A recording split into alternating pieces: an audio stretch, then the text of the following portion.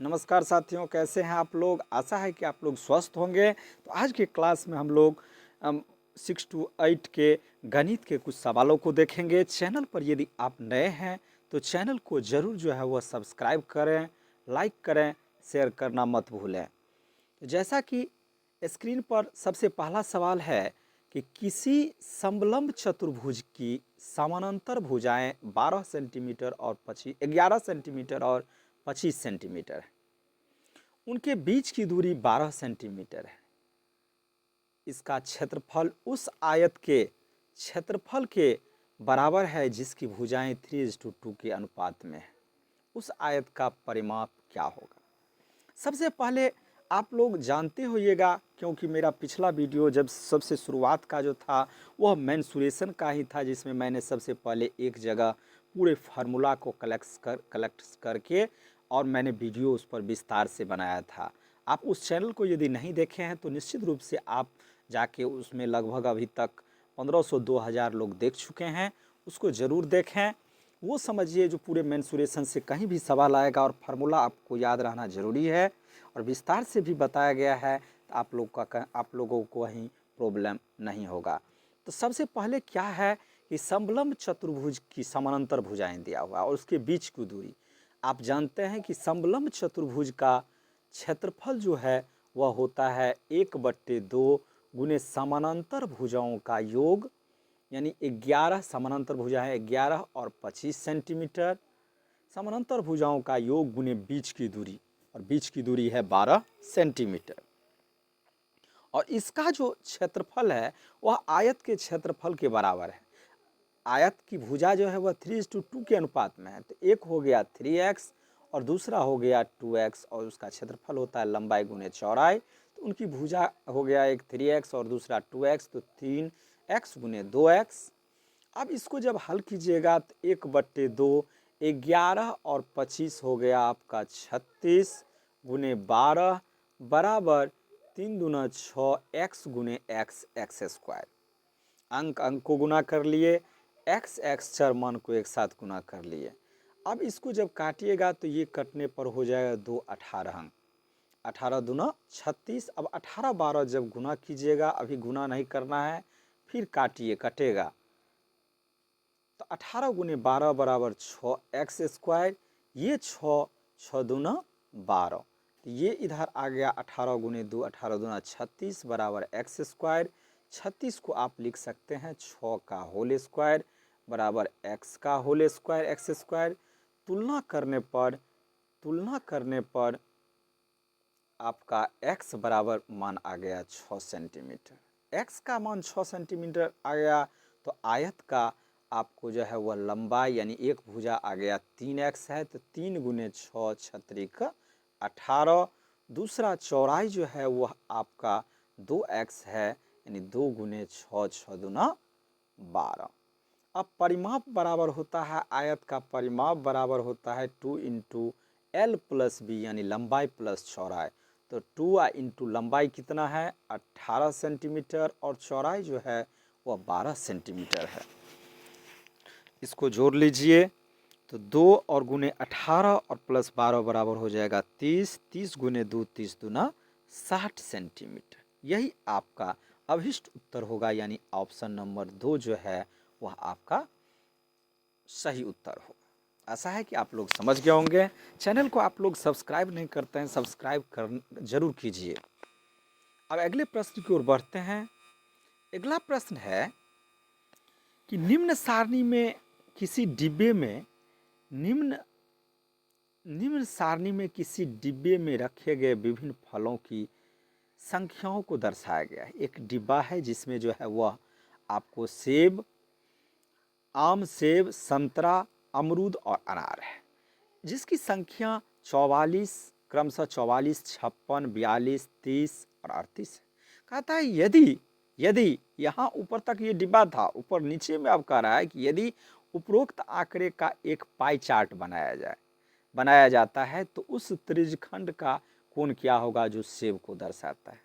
आप लोग गणित में पाई चार्ट देखे होइएगा। पाई चार्ट आपका ऐसे बनता है, इसमें जिसकी जितनी मात्रा रहती है उसके परसेंटेज के हिसाब से, या इसमें ये कोण बन रहा है ना, तो कोण के हिसाब से, या 100 में जितना मतलब 360 में 100 से भाग देने पर, या जो भी उसका अंश होता है उस हिसाब से, कोई बड़ा कोई छोटा, जैसे 1 2 3 4, लेकिन इसमें तो 5 है, तो मान के चलिए एक और बना देते हैं, तो ये 5 हुआ। तो आप इसको बनाने के लिए इसके कोण कितने होंगे, आप ये जानते हैं कि इसके जो अंदर ये कोण जो बनेगा वो टोटल जो है वह 360 डिग्री का कोण बनता है। और यही 360 में ये जितना भी है वह सेब, आम, सेब, संतरे, अमरूद और अनार, इसकी जितनी भी संख्या है टोटल जोड़ के आपको 360 डिग्री का कोण बनाता है।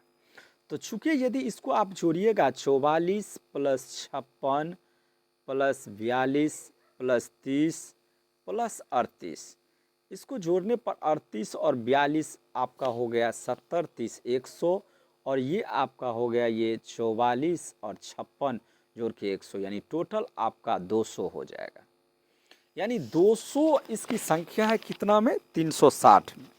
तो आपका इसमें से पूछ रहा है सिर्फ और सिर्फ किसका, सेबों का। तो सेब की संख्या कितनी है, 56। तो इसमें चूंकि 200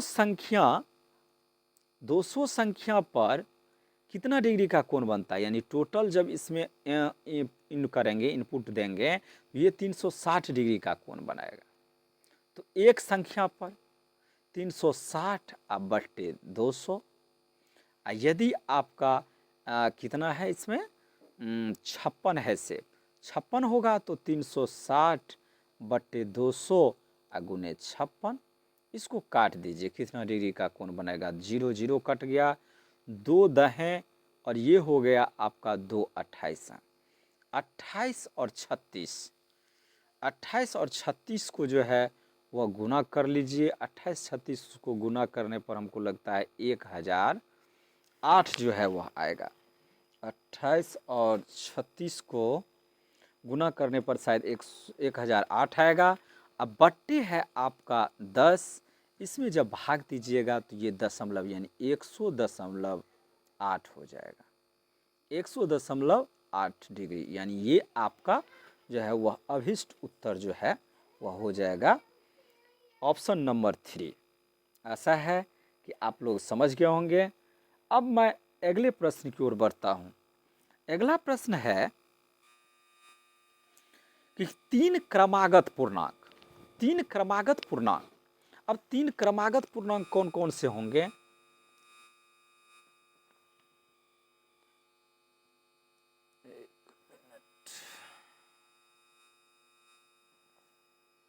तीन क्रमागत जो है वह पूर्णांक इस प्रकार है कि जब उन्हें बढ़ते हुए क्रम में लिया जाता है तथा और क्रमशः 3 4 5 3 5 2 से गुना करके जोड़ा जाता है तो योगफल जो है वह 99 होता है। तो आरंभिक यानी पहले और तीसरे पूर्णांकों का योग क्या होगा या क्या है। 3 क्रमागत है। अब 3 क्रमागत में अभी तो आपको पता नहीं है जो कौन कौन से हैं, तो एक x मान लेते हैं, दूसरा होगा x प्लस 1, तीसरा होगा x प्लस 1 और प्लस 1 यानी x प्लस 2। ये आपका 3 जो है वह क्रमागत पूर्णांक हो गया। अब प्रश्न में कह रहा है कि क्रमशः तिगुना, पचगुना और दुगुना करने पर, इसको 3 गुना करेंगे तो ये 3x हो जाएगा, प्लस इसको 5 गुना जब करेंगे तो x प्लस 1 5 गुना हो जाएगा, अब प्लस दुगुना जब तीसरे को करेंगे तो ये दुगुना हो जाएगा, और इस सब को जोड़कर इसका योगफल जो है वह कितना दिया हुआ है 99। गुना करने पर उनका जोड़ जो है वह 99 होता है। इसको आप हल कीजिए, 3x, ये 5 गुने x 5x, 5 गुने 1 5, प्लस 2 गुने x 2x और 2 दूना 4, ये हो गया आपका 99। इसको जब आप जोड़िएगा चर पद को तो 5x और 3 8x और 2 10x, 10x और ये 5 और 4 9 बराबर 99। 10x बराबर आपका 99 माइनस 9 बराबर 90। तो x बराबर आपका हो जाएगा 90 बट्टे 10, 10 नमा 90, यानी x बराबर आपका 9 जो है वह मान प्राप्त हुआ। अब कह रहा है कि आरंभिक और अंतिम पूर्णांक का योग। तो आरंभिक हो गया आपका ये और अंतिम जो है वह यह। तो आरंभिक हो जाएगा 9 और अंतिम जो है वह 9 और 2 11। और इसका जब योग करेंगे तो 11 और 9 कितना हो जाएगा 20। यानी आपका अभिष्ट उत्तर जो है वह दूसरा हो जाएगा। ऐसा है कि आप लोग समझ गए होंगे। अब मैं अगले प्रश्न की ओर बढ़ता हूं। अगला प्रश्न है P cubed X plus P square X minus P Y plus Z minus Z के गुणनखंडों में से एक गुणनखंड। यानी ये 4 ऑप्शन दिया हुआ है, इनको आप गुणनखंड करना है और गुणनखंड करने पर कोई ना कोई आपका एक गुणनखंड इस ऑप्शन में जरूर होगा। तो चलिए अब हल करते हैं। पी क्यूड एक्स, ठीक है। अब पी स्क्वायर एक्स माइनस कोष्ठ में है एक्स माइनस वाई, तो पी स्क्वायर को जब एक्स से करेंगे तो पी स्क्वायर एक्स होगा plus minus minus P square Y, ठीक है। फिर minus P Y minus P Z minus Z, ठीक है। कोष्ठक हट गया। सबसे पहले कोष्ठक को हटाते हैं, उसके लिए गुना बाहर के जो भी चरमान था उससे मैंने गुना किया। अब इसको क्या कीजिए तो दो दो का जोड़ा बनाइए,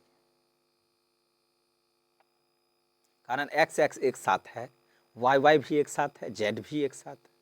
इस दोनों में देखिएगा तो पी स्क्वायर और एक्स दोनों में कॉमन है, तो यहाँ आपका बच गया पी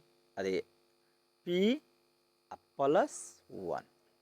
इधर माइनस पी वाई कॉमन लीजिएगा तो पी प्लस 1।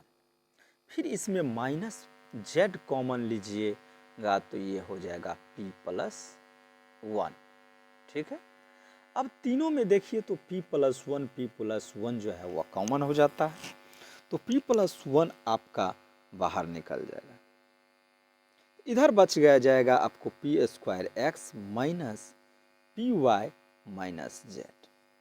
अब इसमें ऑप्शन देखिए जो कहीं ये दोनों में से गुणनखंड करके हुआ, दोनों में से कोई है तो देखिएगा ऑप्शन, तो ये आपका उत्तर जो है वह 2 नंबर में है, यानी आपका अभिष्ट उत्तर जो है वह 2। आप लोग समझ गए होंगे। अब अगले प्रश्न की ओर बढ़ता हूँ। अगला प्रश्न है कि ए बराबर इतना, बी बराबर मान दिया है, सी बराबर भी दिया है और डी बराबर भी दिया है। तो कहता है ए प्लस बी प्लस सी माइनस डी, उसमें एक्स स्क्वायर और एक्स का गुणांक जो है का योग क्या होगा। सबसे पहले तो जोड़ है ए प्लस बी प्लस सी, तो ए बराबर आपका मान दिया हुआ है minus 2x square plus 12x। उसके बाद b बराबर आपका मान दिया हुआ है 3x square minus 8x plus 11। इसको ऐसा इसलिए लिखते हैं कि जिसके सामने जो है वह जोड़ने में सहूलियत होगा। एक्स स्क्वायर के सामने इसलिए 3x स्क्वायर लिखे हैं माइनस 8x प्लस 11। फिर c बराबर आपका मान दिया हुआ है माइनस 4x, तो माइनस 4x स्क्वायर पहले लिखिए, अब प्लस उसके बाद कितना है 17, तो प्लस 17 इधर लिख दिए अक्षर पद के सामने, ठीक है।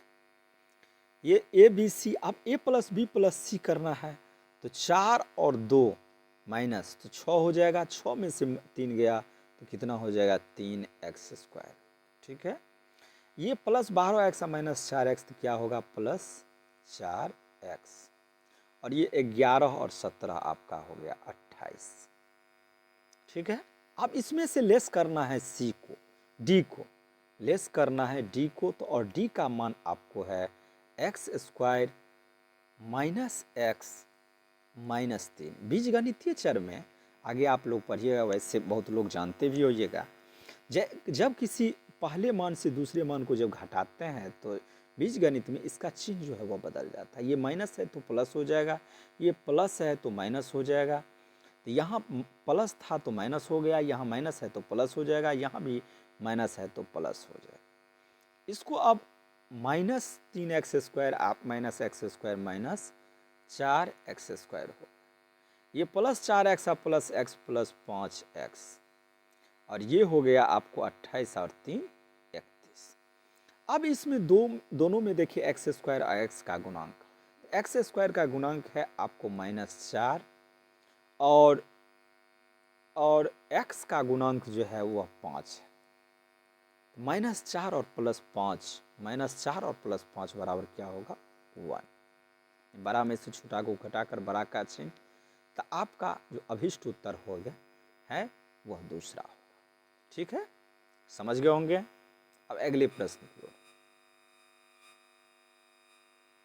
अगला प्रश्न है कि तीन संख्याएं 2:3:4 के अनुपात में है, उनके घनों का योग इतना है, तो इन तीनों संख्याओं का योग क्या हो। आप जानते हैं कि यहाँ अनुपात में दिया हुआ है, यानी तीन संख्याएं 3:2:4 2:3:4 के अनुपात में है, उनके घनों का योग इतना।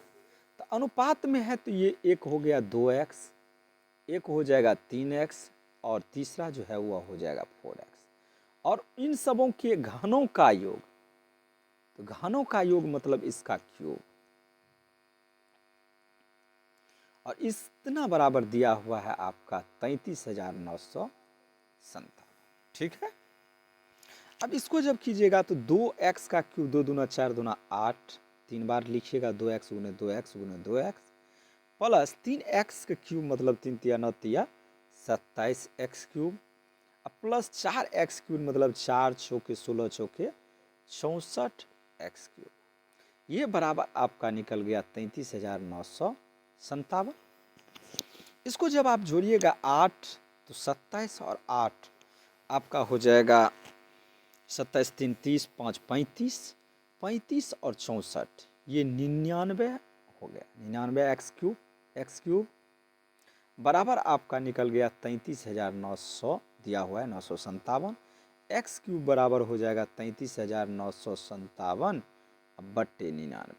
11 में 99, 11 तिया 33, 0 11 अट्ठे 88, 11 सत्ते 77, फिर 9 से काटिए 9 तिया 27, 3 9 चौके 36, 2 9 तिया 27, यानी एक्स क्यूब बराबर आपका आ गया 343, यानी 7 का होल क्यूब।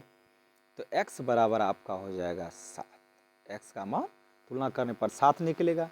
अब x का मान निकल गया तो इसमें पूछ रहा है तीनों संख्याओं का योग। तो एक है आपका 2x, तो 2 गुने 7, 7 दूना 14। दूसरा है 3x, 3 गुने 7, 7 तिया 21। और चौथा है आप तीसरा है आपको 4x, 4 गुने 7, 7 चौके 28। इसको जोड़ दीजिए 4 1 5 8 5 13, 1 2 2 4 1 5 1 6, यानी 63 जो है वह आपका अभिष्ट जो है वह उत्तर प्राप्त हुआ, जो आपका ऑप्शन 1 में है। अभिष्ट उत्तर आपका 1 हो जाए। अब अगले प्रश्न की ओर बढ़ते हैं। अगला प्रश्न है कि p क्यूड x, हाँ ये तो मैं बता चुका हूँ। अगले प्रश्न की ओर फिर बढ़ रहा हूँ, कारण ये बता चुका हूँ पिछले प्रश्न। अब ये है लास्ट क्वेश्चन कि दो संपूरक कोणों का अंतर 20 डिग्री है, इनमें से छोटा कोण P है। इसमें एक कोण दिया हुआ है, यानी छोटा कोण, स्पष्ट है कि छोटा कोण। तो एक कोण P जो है वह संपूरक का छोटा कोण दिया हुआ है, ये छोटा कोण है। तो बड़ा कोण जो होगा वह आपका होगा 180 माइनस P, कारण संपूरक में जो है वह दो कोणों का योगफल 180 डिग्री होता है। इसमें से एक छोटा दिया हुआ है तो बड़ा जो होगा वह 180 में से घट जाएगा, तो 180 माइनस P हुआ।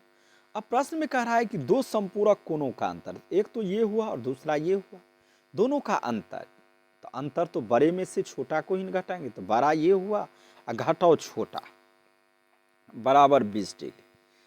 180 P माइनस P 2P हो गया बराबर 20 डिग्री। अब इसको 180 20 को बराबर के इस साइड लेंगे तो -20, और ये 2P जो है वह बराबर के इस साइड जाके प्लस 2P हो जाएगा। इसको जब घटाइएगा तो 160 बराबर 2P, तो P बराबर हो जाएगा 160 अब बट्टे 2, 2 अट्ठे 16, यानी P बराबर आपका निकल गया 80 डिग्री। P बराबर 80 डिग्री निकल गया तो आपको निकालना है 3P माइनस 50, तो 3 गुने 80 माइनस 50 आत्रिक 24 240 माइनस 50 बराबर 190। 190 जो आपके ऑप्शन में ऑप्शन नंबर 3 है। ऐसा है कि आप लोग समझ गए होंगे।